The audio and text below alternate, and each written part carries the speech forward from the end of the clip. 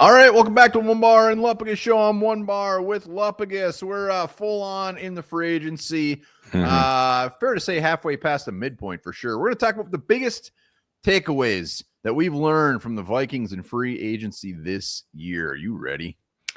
Yeah, I'm ready. And hopefully you guys are ready to hit that subscribe button. Boop, just like that. We're trying to get the 15K before draft day, and we're making great headway on that.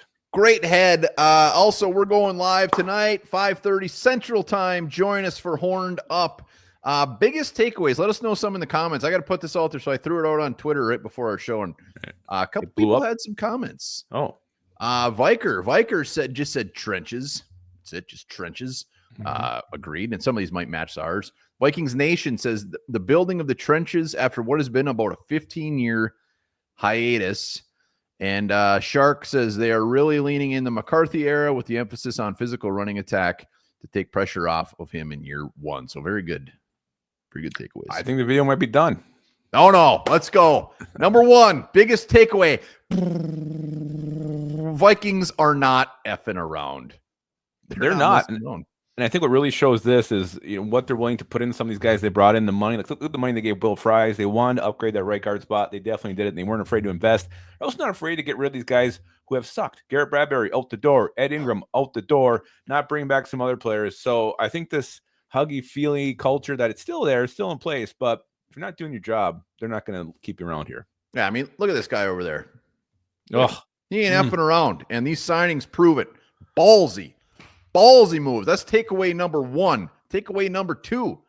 At pick 24 in round one is wide open, baby. All options are on the table. I'm talking wide receiver. I'm talking anything is on the table except quarterback and maybe tackle. Yeah, I mean, you look at the prospects that have been mocked to the Vikings recently. It's all over the map. It could be a D lineman like Derek Harmon. Could be a safety like Nick Manawari. Could be a defensive lineman, Tyler Booker. You don't know. The Vikings have so many ways they can go because they address so many needs in free agency. They're not locked into one pick. They don't have to reach. They don't have to do anything. They can truly take the best player on the board regardless of position. Again, will they still look to trade down? Maybe.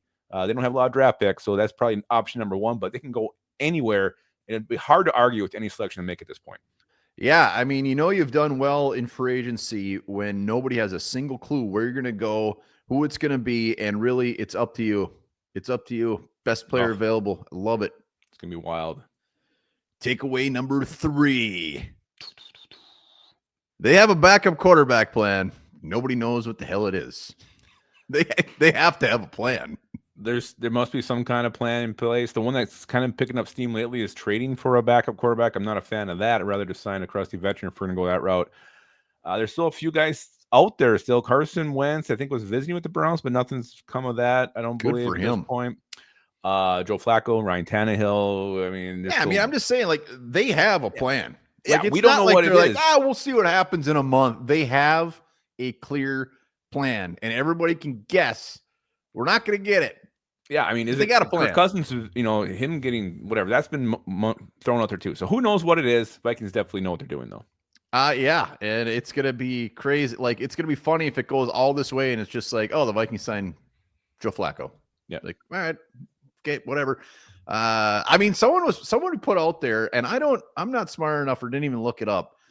Like, as far as the comp pick, like there's a window where that ends. Like maybe they're waiting to sign somebody after that, like so it doesn't interfere with that. Whatever. There's a lot of scenarios. Takeaway number 4: the Kwesi type signing is dead. We've been saying the same thing for the last 3 years. Oh, it's a Kwesi guy. 24 years old. I mean, granted, he made some of those, but like he blew that effort out of the water this year. There is no such thing as a Kwesi signing anymore. Well, and he had some money to spend, so he's not afraid to go after the old guys, the Javon Hargraves, Jonathan Allens, bring those guys, Ryan Kelly at center. I mean, those three kill it right there. I mean, you spending money on those guys, a couple years left in their careers, guys who can still help you this year, probably next year as well. And he still brought a couple of his Kwesi signings in. I mean, Jeff Okudah is like a prime one. But yeah, I think we can blow that narrative right out of the water. Kwesi will just sign anybody. He also made that big splashy signing he hasn't done yet, the 5-year, $88 million deal for Mr. Fries. I'm starting to think those weren't actually like Kwesi guys. I think those might have been really his only options because he's never had that much money to spend. And now he had it, and he blew his load everywhere. everywhere. Do they have a jizz mopper on staff? They might, but like maybe these are the Kwesi signings. Maybe he wants these types of signings, but it's wonderful. It was unexpected. And the last takeaway for Vikings free agency so far is JJ McCarthy. The man is set up to win and win now.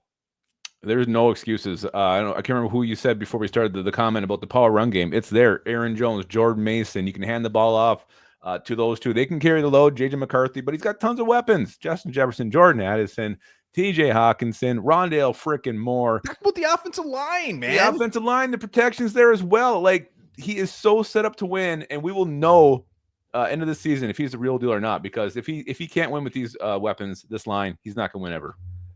Sam Darnold, Kirk Cousins, you guys should be offended. You guys should be offended that no, he never tried to put this type of team around you. And well, they couldn't. They had money.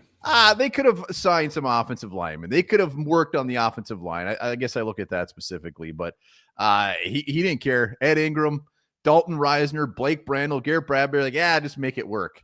When it's JJ McCarthy, wipe it clean, baby. Wipe it clean and upgrade every spot. There you go. Those are our biggest takeaways. Look forward to hearing your biggest takeaways and seeing you at 5:30 Central tonight for Horned Up. And remember this, Tom and Jerry was a British slang term from the 1800s meaning to fight and cause trouble. Let's cause a little Tom and Jerry.